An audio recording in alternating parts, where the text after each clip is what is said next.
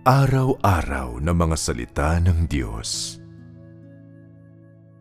Ang mga taong makakatayo ng matatag sa panahon ng gawain ng paghatol ng Diyos at pagkastigo sa mga huling araw.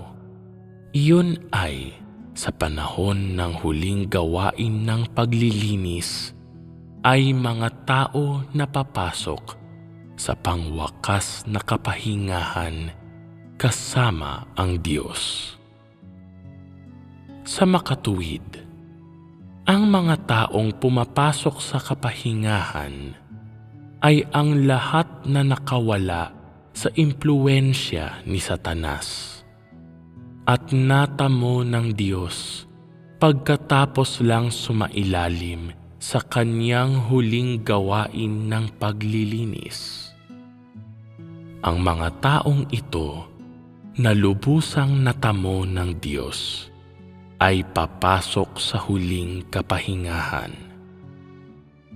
Ang kakanyahan ng gawain ng Diyos na pagkastigo at paghatol ay upang linisin ang sangkatauhan, at ito ay para sa araw ng huling kapahingahan.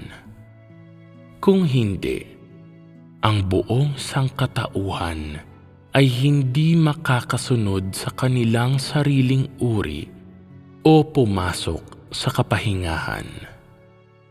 Ang gawaing ito ay ang tanging landas ng sangkatauhan upang pumasok sa kapahingahan. Tanging ang gawain ng Diyos na paglilinis ang lilinis sa sangkatauhan sa kanilang di pagkamatuwid. At tanging ang kanyang gawaing pagkastigo at paghatol ang magbibigay liwanag sa mga suwail na mga bagay sa gitna ng sangkatauhan. Sa gayon ay inihihiwalay yaong mga maaaring maligtas mula roon sa mga hindi, at yaong mga mananatili mula roon sa mga hindi.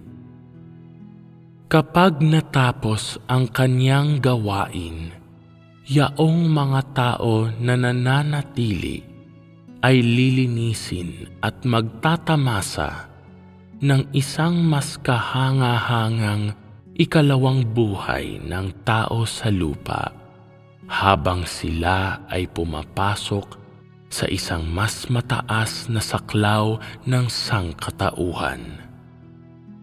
Sa ibang salita, sila ay papasok sa araw ng kapahingahan ng sangkatauhan at mamumuhay kasama ng Diyos.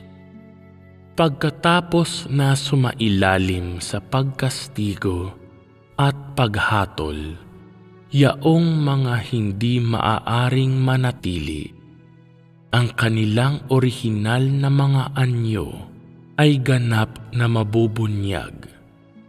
Pagkatapos nito, silang lahat ay wawasakin at gaya ni Satanas ay hindi napapayagang manatiling buhay sa ibabaw ng lupa.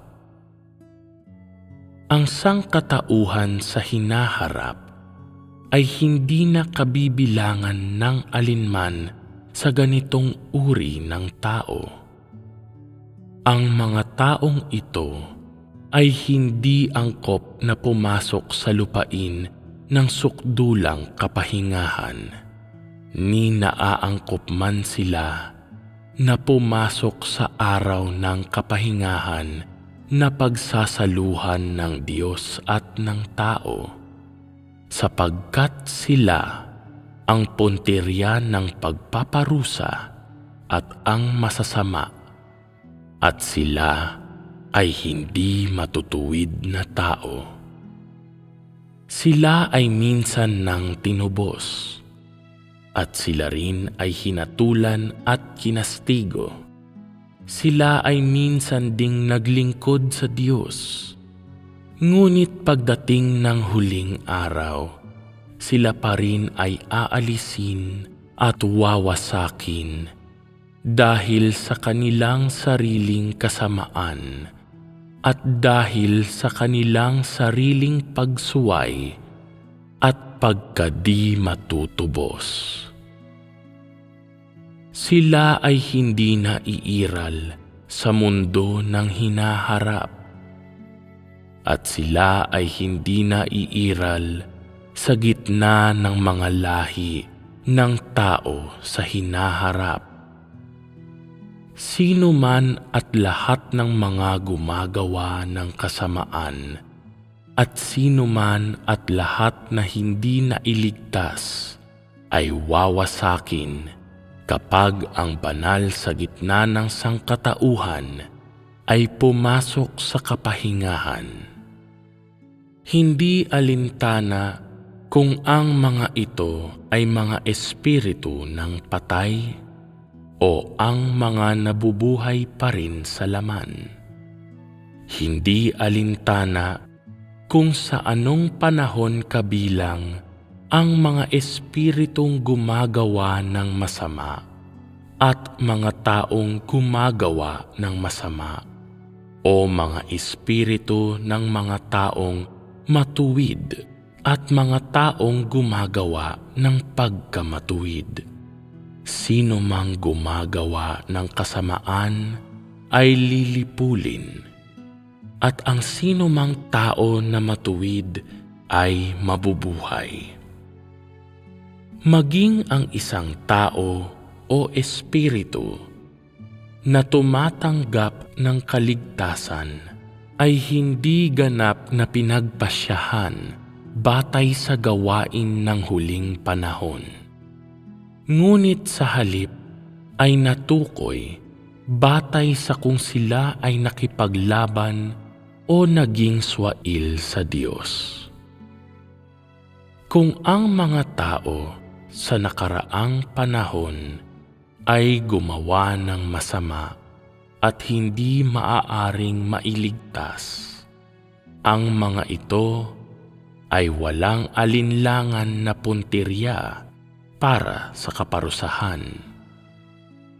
Kung ang mga tao sa panahon na ito ay gumawa ng kasamaan at hindi maaaring mailigtas, sila rin ay tiyak na mga puntirya para sa kaparusahan.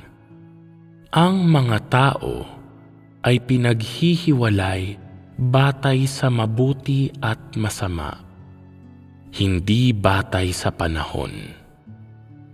Minsang ihiwalay batay sa mabuti at masama, ang mga tao ay hindi agad parurusahan o gagantimpalaan.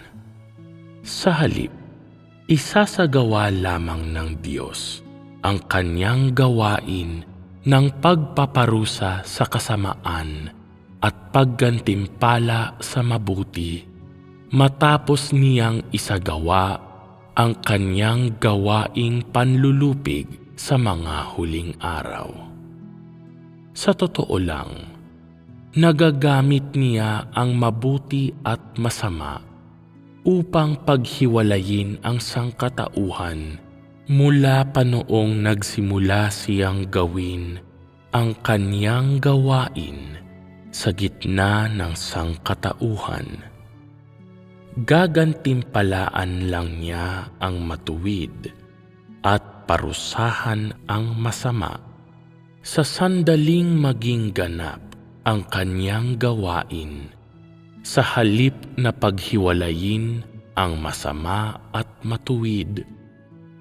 Sa sandaling magawang ganap ang kanyang gawain sa katapusan, at pagkatapos ay agad na itatakda ang kanyang gawain ng pagpaparusa sa kasamaan at paggantimpala sa mabuti. Ang kanyang panghuling gawain ng pagpaparusa sa kasamaan at paggantimpala sa mabuti ay ganap na matatapos upang lubos na dalisayin ang lahat ng sangkatauhan. Sa gayon ay maaari niyang dalhin ang isang ganap na banal na sangkatauhan sa walang hanggang kapahingahan. Ang yugtong ito ng kanyang gawain ay ang pinakamaselan niyang gawain. Ito ang huling yugto ng kabuuan ng kanyang gawaing pamamahala. Kung hindi pinuksa ng Diyos ang masasama at sa halip ay pababayaan niya silang manatili, kung gayon, ang buong sangkatauhan ay hindi pa rin makakapasok sa kapahingahan at hindi madadala ng Diyos ang lahat ng sangkatauhan sa isang mas mabuting kaharian. Ang ganitong uri ng gawain ay hindi ganap na matatapos. Kapag natapos na niya ang kaniyang gawain, ang buong sangkatauhan ay magiging ganap na banal. Sa ganitong paraan lang maaaring matiwasay na mamumuhay ang Diyos sa kapahingahan.